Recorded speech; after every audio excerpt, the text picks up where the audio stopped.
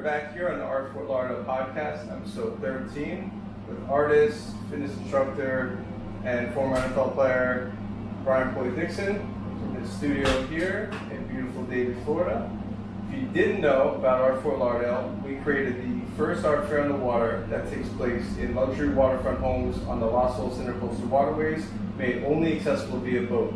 Creates a unique opportunity to view and interact with art in a setting where art ultimately lives, and creates a unique opportunity for artists to showcase works in ways that they've never showcased before. The point of the podcast is to connect you with the artists like him that make the art fair great. If you didn't know me, I'm Evan Snow. I'm the co-founder of Art Fort Lauderdale, Fort Lauderdale Art Design Week, and a few other things, but we're not here to talk about me. We're here to find out about this guy. So tell us a little about yourself at a high level, sir. Appreciate you coming by. Appreciate you. Yeah. Well, obviously, my name, like you said, Brian Poli-Dixon. I am an artist. I'm a painter by trade, but I kind of like to say more of like a creator, because I kind of feel like if you say painter, people just kind of know you as a painter. You know, I like creating all kinds of different things. I've been creative forever. So whether it's like sculptural type of things, paintings, drawings, any kind of like installational type of stuff. So if it's creative, that's what I like to do. So murals, this is all the extra stuff. So when you're done painting, you don't want to waste the paint. So it's a good little tip for the artists: if you're not doing that, don't waste the paint. Put it on the wall if you can. Obviously, I'm in a blessed situation and I can get this place as messy as I want to. Yeah. But like you said, so I mean, for me, I also do personal training. So I think as an artist though too, because the word starving artist isn't that way for a reason. This is a grind. So it's good to also have something else that you can have money that for sure is coming in, because obviously this is a commission-based passion project that hopefully you can turn into making a living off of. Thankfully, you've been able to do so. Yeah, I've been doing all right. It's like one of those things where you're just trying to have be the guy who's the 10 to 15 year overnight success. So then they can kind of, he came from nowhere, but you've obviously been grinding. Yeah, there's a lot of process, a lot of things that go into getting to this point. How did you get started in the arts? Well, I kind of feel like I didn't necessarily get started. I mean, from when I was a kid, I just remember always being into art, and I'm sure a lot of other artists, kind of feel the same way. I think it's one of those things where it's, the creative side is either in you or it's not. And if it is, it's a matter of finding it, or it just kind of like comes from the jump. So for me, I mean, as a kid, I remember I was always doing stuff, and in the summer I was always in the kids' art classes in the summer, or doing that kind of stuff, or in school projects, entering my stuff in the shows, and I was always at the top of the class with that. So there really wasn't like a rhyme or a reason or a strategy to it. Every kid's an artist, but my stuff was a little bit better than the other kids. So that's just something that's always been ingrained in me. So and then as the years have gone on, it's nothing that left me. It was just a matter of how much involvement or how much time I put into it. I was playing ball. I went to UCLA. So shout out to the Bruins. Yeah, go Bruins. I mean, hopefully we can pick it up in the football program next year a little bit more. But so originally I went to school there not only to play football, but to go to the art program as well. So that's what I signed up for. That's not what I got though. So when I got there, I wasn't able to do the art major because it conflicted with the football schedule. Yeah. So I kind of felt like I was a little tricked on that a little bit. So because that was one of the main things that really drawn me to the school. With LA being such a media capital, and I wanted to get into creative design and marketing and advertising and stuff like that. So even then though, my ambitions with art wasn't to be a painter. It was to be a creator and a designer. So so that got put on hold major-wise. And then, but I was still drawing and painting and doing certain things like that. So it never left. But then I went to the NFL, and I suffered a really bad career-ending injury. So that cut that short. So I kind of bounced around for about 5 years.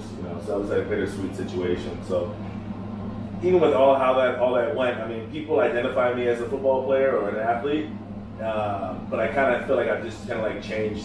I've reinvented myself to where I've embraced where I've come from, and I'm still active and an athlete now, but I don't identify myself as that anymore. Right, and you've worked very hard at your craft, worked very hard at your brand. You've worked very hard at separating yourself from other artists. Can you talk a little bit about, and for those that are seeing on the video, you can see some works and then some of the mural in the background. Can you talk a little bit about your work and your unique style? Yeah, well, my style is constantly evolving. I feel like an artist, they have to find their language at some point. Like if you see my work, and I'm sure a lot of other artists can attest to this too, but you're constantly always wanting to explore and try new things and keep pushing. So it's kind of like trying to find the balance though between not doing everything, because you want to kind of at least be recognizable with your work. So you don't want to have one realism, one abstract, one of this, one of that, and you have a show and it looks like you got 18 artists on the wall. Right. So it's kind of like trying to find that balance of still exploring and pushing, yourself creatively, and then still trying to find your language. So, for me, it's taken a while for me to try to find my language. Not that I'm actively or consciously trying to find it, it's just working through it, and then eventually you kind of get there. So even though I still like to do a lot of different things. Some of the things I've been focusing on now are more in the abstract style, but like faces and flowers, or like floral, or any kind of like environmental type of stuff. As you see when you came in, so my studio is on a fruit tree nursery. So there's a lot of inspiration around here too with me doing like a lot of the foliage and flowers. As you can see, like stuff like this, or I got my faces. So I think there's a commonality between my work, even though the subject matter might be a little bit different. Interesting. And for those that follow you on social media or follow your work, there is one theme or one thing that they notice is consistently is genius. Right. So the genius, it's kind of funny. People ask me like, how'd you come up with the genius? So one thing I'm always doing, I'm always like writing down notes, writing down dreams, stuff come up with little sayings, or I see something on a movie or some kind of like saying that I jot it down, or keep my journal. So I'm constantly writing stuff down and like taking notes, and not necessarily not to repeat them verbatim, but just kind of to spark some kind of feeling or some kind of momentum I can use for a painting. So I like to use a lot of words. I used to use a lot more words in my paintings, but so anyway, so how I came up with genius, I was making one of these faces, and one of the things I had written down before was not like I didn't make it up, not like I made it up, but that's genius. I put that down in the book. So I made a painting one day, and I just put a bar across his head and wrote the word genius on the top of it. So that was kind of like my first, and my first genius was a self-portrait. So it was like different things I wrote in the background that had to do with me. And that's kind of like what sparked that. So then for a while I was putting genius on everything. But more of a character. I call these guys the genius characters. So even like you see this guy back here, he would be like a genius character, even though it doesn't say genius on his face. And then it kind of morphed into, I kind of started thinking more about like what genius meant, and because it's not about being the smartest person in the room or the most brilliant guy. It's just about what is something that's special about you. What is something that that you can create and share. I don't care if it's you make a good you make the best pizza in the world. If you're a great singer. If you're great with people, with kids. So like that would be considered like your genius. Mm-hmm. So then the last two letters of genius are US. So that's us. So it's like an all-encompassing type of thing.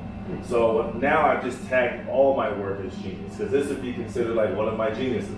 Like you, for example, you got Art Fort Lauderdale, you got Choose 954, you're doing the Waterway Show, you got the Zero Empty Spaces, like all these different things that you're doing in the community. That's genius, man. So, shout out to Evan for that, because, he's got the artist back for sure with that. I appreciate that. That's what it's about. And that's ultimately, I'm glad you mentioned that, because that's ultimately what we created the fair for, because we never had a signature 40 art fair. We don't have an Art Basel in Fort Lauderdale, yet we have super talented artists in Broward County and also throughout the Tri-County area and throughout the country that deserve a platform to have their work highlighted and showcased. But we didn't want to do what everybody else does with a fair in a tent, convention center, or hotel. We wanted to utilize unique aspects of Fort Lauderdale to highlight the intercoastal waterways, highlight the homes, the architecture, highlight the fact that we have a water taxi, not every city or many places have a bar tax that you can do this. So which is dope. That's a good look. It's a way to marry all the three together. So it is the Art Fair on the Water. It does take place January 23rd through the 26th. Tickets and more information can be found at www.artfortlauderdale.com. We do timed departures, so you pick based off of what's left. You can go at 12 o'clock on Thursday, you can go 1 o'clock on Friday, 2 o'clock on Saturday, whatever the case may be. There's 3 homes. We have an independent artist exhibition that actually takes up 2 homes, so they're artists that are not represented by a gallery, featuring various styles of work, sculptures and visual arts and paintings. And then we're very, very excited this year to add a Bahamas house. We're obviously very close to the Bahamas, have a lot of people that were affected and are still unfortunately affected by Dorian and the situation there. So a dear friend of mine, Jennifer Snow Nyack, thankfully has some very tight ties to the Bahamas with a family connection to some of the big families over there, and she keyed us into, there's many great museum quality collections in the Current and the Bahamar and a bunch of different places there, and that there was a children's home in the Bahamas that got washed away. Right. And these kids don't have the same opportunities, so we're actually going to donate a portion of proceeds from sales of the Bahamian artists in this Bahamas house, museum quality, contemporary level artwork in the Bahamas house, which is the 3rd house on the tour, so you'll get to see that as well. But I'm glad that you mentioned that.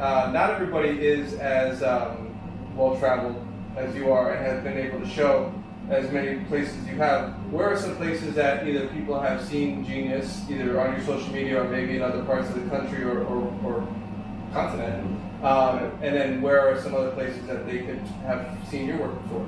Well, I do get around a bit. I'm traveling. I'm represented by a gallery in Toronto.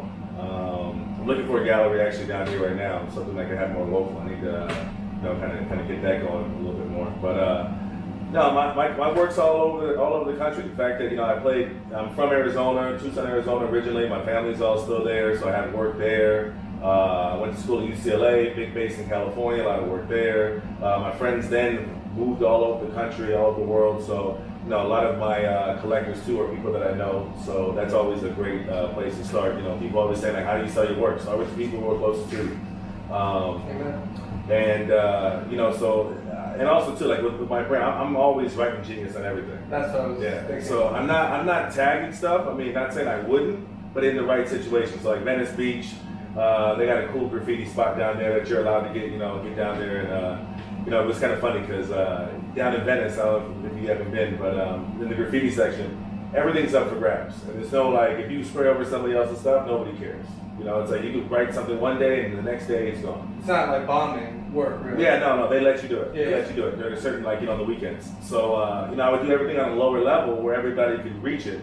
So I got hip to it and went out there early in the morning and got like a 10-foot ladder and went up on the top of the tree. So if you go out to Venice Beach, you'll see Genius on like 18 palm trees and right in the mix on the top. So you have to work for it to recover. And if you can't tell because we're sitting down, he is kind of a taller guy. Yeah. So with the ladder and me being 6'5", it's to my benefit. So and if you don't follow on social media, he's a good follow. But it's super cool when you are out in LA or in Venice Beach to see your work being disseminated throughout Venice Beach and throughout your friends, families, collectors, supporters as well. And support is real. Support comes in many different fashions. Support could be a like or follow on social media. Support could be telling a friend to tell a friend. Support could be purchasing an artwork if you have the propensity to purchase artwork. Support could be showing up. And that's ultimately, with you being based here in Broward County now, the only way that we're able to grow the scene is by showing up to other people's stuff. True story. So we encourage you if you haven't been to the fair, hopefully you'll be able to show up. We also have created Fort Lauderdale's 2nd annual Art and Design Week to take place the week of the art fair. So we created a self-guided discovery tour. There's satellite fairs with the American Institute of Architects having their 2nd annual architecture fair. There's open studio nights. There's satellite exhibitions, the art walk, after parties, our opening night VIP reception. There's tons of stuff. You can find out more about that at www.ftlaedw.com. and on our Facebook page, Fort Lauderdale Art and Design Week. So now that you've been in the fair before, and now that you've shown, places, you've been around, what are your thoughts on Art Fort Lauderdale, the Art Friend of Water? Well, first of all, thanks for the opportunity. When I saw you guys were doing that, I'm like, wow, this is dope. Because one thing about art is as soon as everybody's going right, perfect time to go left. So you guys definitely took a left turn with that, and with the intercoastal waterways in Fort Lauderdale, that's a spot that people want to go to from all over the world. So it's not like a thing like the locals type of thing, like, oh, the locals want to go. People visit Fort Lauderdale from all over the world. So to have that opportunity to be a part of that and showcase not only the city, what we have in our backyard, but to have an opportunity for all these artists that, there are a lot of amazing artists around here, to have an opportunity to show in an event like that with something different that's definitely different than anything else that's out there. So that was one of the reasons I wanted to be involved with that, and obviously Evan's a cool guy too, so it's a win-win on that. But so when I first, and also too, these houses are serious. This isn't like some little okay type of house on the waterway. These are like mega mansions. Actually, some of the spots the one big house that's in it this year, I passed that house for years, and I've always wanted to see the inside of the house. So for me, it's a treat too, because now I get to see the inside of that big old monster house. So I think that's cool. So and then you got the water taxi. It's just beautiful. It's the perfect time of year. This is Florida in its prime right now. So this house is beautiful. The way they set up with the artwork, it's one thing to, like you were saying, like see artwork, and it's still even like this. You kind of can't grasp it. It's not really alive yet. For the average person who doesn't really know too much about art, they kind of have to be influenced. They're kind of, at least kind of connected to the work in a sense. But when you get to meet with the artist and have a conversation about the work, people definitely always, for me, 10 times out of 10, they see it with different eyes. So it's one thing if you come to the studio, but it's always cool like to see an artist's space, like where they create. But then if you see the work like placed on a wall, that's when like it has like its second life. And that's when that piece comes alive, and it has its home, and it's and now and that's the best part for me as an artist, is when I get to see my work in someone's house. Because it's like I'm in here and I'm grinding and I'm creating and I'm in my element and I love it. But then when I get to see that piece go out now and be a part of somebody else's house, and they get to wake up every morning and like they're eating breakfast or they're on the couch entertaining with friends and your piece is on the wall behind it, and that's something that's a part of them now. And somebody always will remember where they bought it. Someone's like, I got so many tattoos. I can tell you where I was at, who did it, what time, I got all my work done. So same with buying art. It's like you're buying a piece of history. So you're marking a period of time in your life that you're buying something that means something to you, and you'll always remember, where you got it from and what it meant to you. And it's something that, and also let's not forget now too, first and foremost, you gotta buy art that you like. So if you're buying investment type of art, that's a different category, more power to it, But if you're buying art that you like, that's a great start. And then obviously if you have an opportunity to, be attached to an artist that, is married to the game and they're constantly creating, that work is gonna increase in value too. Amen. So, that's another cool thing. But one thing I want to touch on real quick that you brought up was about supporting. When you said whether it be like a like on Instagram or Facebook or a share or telling your friend or, showing up to a show, because I know that art can also be expensive. It's not one of these things that, you're going to pay your light bill and buy artwork. It's one of those things where once you got, your base is covered and you have some disposable income, then you can kind of go out there and, make some purchases. But, I also understand that not everybody's going to be able to buy my work or other artists' work. So it is important, to, even pop by the artist studio, show a friend the work, just support any other way, because it's not just about, making that sale, it's the word of mouth and all that kind of stuff. And, the same way as an artist though too, it's not always, I can't always judge my success off of sales, because I could have an art show and not sell anything. Let's say I don't sell anything. I already think I won before I even got there. For me, having a body of work that I produced, that I'm having a show now, and people want to come see it, I already won on that. And obviously you want to make sales, but that's showing momentum, because people want to see momentum. They want to also too think about, the work that they just bought, but the artist is not like a one and done. Like they're grinding, they're serious about their work too. So, you know, like I said, going back to like the 10 to 15 year overnight success, that doesn't happen without the grind. So trust me, I'm grinding. So those early stages, school shows, the classes or whatever you were able to fit in when you were at UCLA, your unfortunate career-ending injury leading you down a different path, and then the work that you made at that point, or the influences that you had in your life at that point, to then, you know, you do start painting as a professional artist, and then, you know, you show, and then all these things lead to the progression. Everybody starts from zero. We gotta remember that. Right. But it is also interesting that one thing you might not realize that is what we like about the podcast.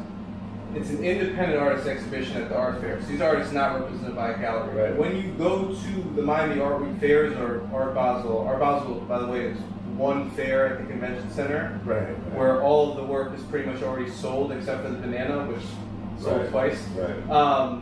You're not really getting to meet the artists. You're not really getting to hear their story.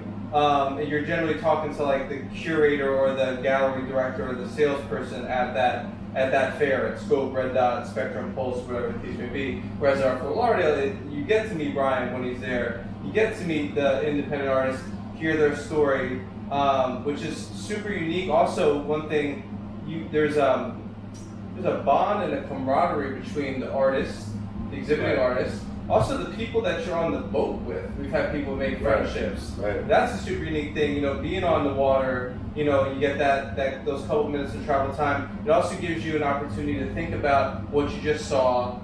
You don't know what you're going to see next. And the two of the biggest knocks on Miami Art Week, the traffic and the parking. Right. You know, you get down there, you know, maybe, you know, you spend 20 minutes driving around, you find a spot, you know, then you got to pay $25-50 to park the car, maybe take an Uber, and the Ubers are all surging because it's Miami Art Week. Right. We mitigate all of that. So it's a leisurely experience. You pull up to the Pier 66 Marina in the south parking lot this year on the south side of 17th Street. $5 flat rate parking for the day. You walk over to the dock of the marina. You get on the boat. The boat's chartered out. We charter out 4 water taxis that are going to take you from home to home, so you don't have to worry. Which is fun in itself. Amen. I mean, people are doing that, just doing that. On the water taxi. Yeah, the water taxi. So and mind you, the water taxi by itself is $30. To go to Art Basel is $65. So, you know, our ticket is at $100. We are trying to cater, you know, to a certain demographic and have more buyers get in the fair, more collectors for various reasons. But yeah, I'm glad that you correlated that. If you aren't able to come, but you would like to see what Brian has exhibiting in the fair, and you'd like to potentially purchase it, or even when you're at the fair and purchase it, we have a new component this year. We partnered with Torre Siete Online Museum and Gallery, which is cataloging all of the artwork. It has all the artists' bios, story behind the artwork, all the details, and all the sales will be done directly through the website. So even if you're not there, you can actually still purchase the work. The other thing that when you were talking about the houses, Brian exhibited, I don't know how many artists can tell you that they've exhibited on a 3rd floor of a house.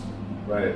It was dope. It was Evan told me, he goes, you're gonna like your spot, you know. So when I went to the top, I mean, these houses are over the top. So I mean, it was at the top, like this little lookout over the waterway, and it's like it had two nice. Sons of Natural Light. I think that house was 12 million, 13 million. Yeah. Crazy. So you can once again find out more www.artftlauderdale.com, January 23rd to the 26th.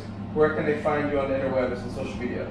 My social media is easy. So I mean, between my webpage, my website, Facebook or Instagram, it's all just Brian Poli-Dixon Art, either .com or you know the rest of it. You know, Poli. Yep. So Poli-Dixon. And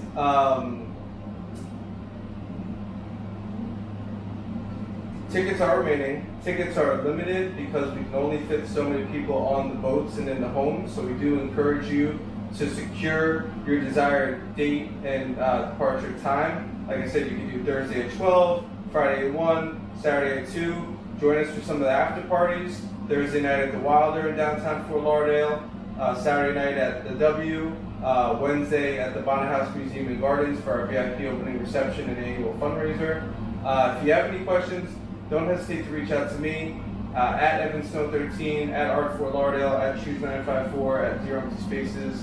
I'm an open book, and we look forward to seeing you on the docks of the marina at Pier 66, January 23rd through the 26th. Don't hesitate to reach out with any questions and support your local artists as well. And if you see me over there, make sure you come say hello. I love saying hi to people. I'm a people guy. So if you see me walking around, don't hesitate to come say hello. And I think he's the tallest artist in the fair this year, so you can't miss him. Yeah, right? So look forward to seeing you guys. All right, cheers.